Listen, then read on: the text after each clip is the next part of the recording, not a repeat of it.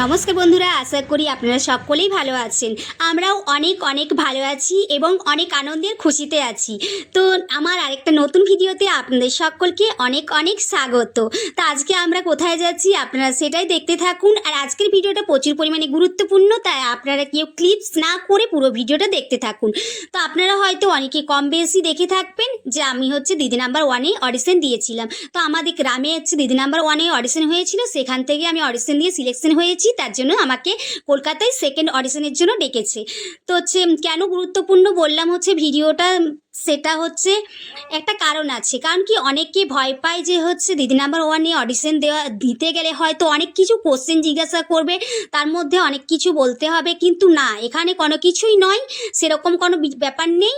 তো আপনাকে প্রথমে, আপনারা হয়তো অনেকেই দেখে থাকবেন আমার হচ্ছে প্রথমে হচ্ছে দিদি নাম্বার ওয়ানে অডিশন দেওয়ার হচ্ছে ভিডিওটা, যদি কেউ না দেখে থাকেন তাহলে একবার যেয়ে ঘুরে আসতে পারেন।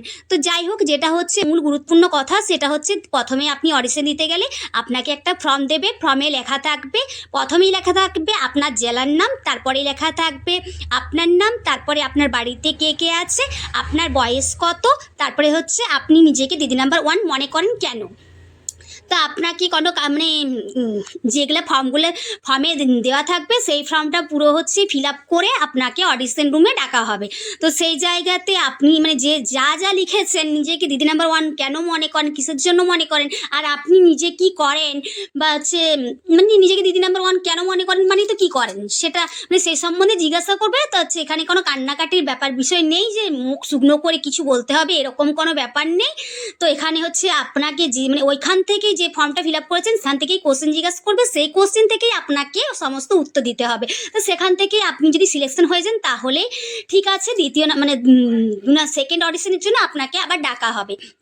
আর যদি কারো ইউটিউব চ্যানেল থাকে তো আপনারা সেটাও হচ্ছে ফর্মে লিখতে পারেন কিংবা নিজের মুখে বলতে পারেন। তাতে যদি আপনাদের সেটাতে একটা কিংবা 100টা বা 1000টাই হচ্ছে সাবস্ক্রাইবার থাক না কেন, তবুও বললে ভালো হয় আর কি। আমি যেহেতু বলেছিলাম, আর আমাকেও একইভাবে কোশ্চেন করেছিল যে হচ্ছে আপনি কি করেন আর নিজেকে কেন দিদি নাম্বার ওয়ান মনে করেন না। আমি হচ্ছে যেহেতু হচ্ছে আমার একটা দোকান আছে সেটাই আমি বলেছিলাম, আর হচ্ছে নিজেকে কেন দিদি নাম্বার ওয়ান মনে করি সেটা আমি বলেছিলাম, ব্যাস এইটুকুই।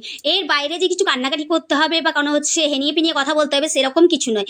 তো যাই হোক, আজকে আমি হচ্ছে চলে এসেছি সেকেন্ড অডিশন দেওয়ার জন্য। তা আপনারা সেকেন্ড অডিশনে কী কী কোশ্চেন করছে সেটাই দেখার জন্য আমি বললাম যে পুরো ভিডিওটা দেখতে থাকুন স্কিপ না করে। তো আমরা এখানে চলে এসেছি স্টুডিওতে।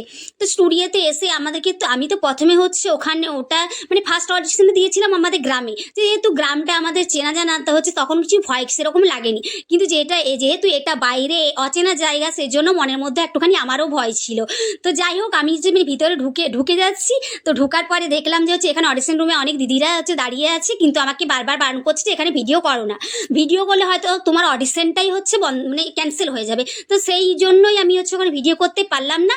তো হচ্ছে ভিডিও করতে পারলাম না, কিন্তু যে আমাদেরকে হচ্ছে প্রথম অডিশনে যে কোশ্চেনগুলো করেছিল সেরকম একই কোশ্চেন হচ্ছে আমাদেরকে দ্বিতীয় অডিশনেও করেছিল, যে কেন আপনি হচ্ছে নিজেকে দিদি নাম্বার ওয়ান মনে করেন।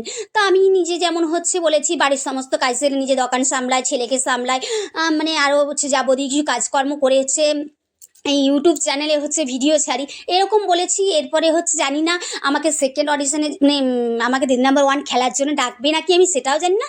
জাস্ট আমি হচ্ছে সেকেন্ড অডিশনটা দিয়ে চলে এসেছি। তো আমি অনেক মানে খারাপ লাগছে যে আপনাদেরকে দেখাবো বলেই হচ্ছে আমি ভিডিওটা চালু করেছিলাম, যে হচ্ছে সেকেন্ড অডিশনে কী কী কোশ্চেন করে না করে। তো সেটা তো সবাইকারই জানার ইচ্ছা থাকে, কিন্তু এখানে যেহেতু আপত্তি আছে সেই জন্য আমি ভিডিওটা করতে পারলাম না। তার জন্য আমি সবাইয়ের কাছে করো ঝরে ক্ষমা প্রার্থনা করে নিয়েছি। ছোটো বোন হিসাবে মানে কি বলবো, আমার একদমই কিছু করার ছিল না। আমি নাহলে চেষ্টা করেছিলাম আপনাদের সাথে মানে পুরো জিনিসটাকে শেয়ার করার, একদমই পারলাম না। আর যেহেতু ওখানে মানে নিয়ম নেই সেই জন্য হচ্ছে আমি আর কোনো হচ্ছে জোর জবরদস্তিও কিছু করিনি। তো যাই হোক, ওখান থেকে বেরিয়ে চলে এলাম। এসে পর আমরা একটা হোটেলে ঢুকেছি, সেটা হচ্ছে গঙ্গার ধারে হাওড়াতে।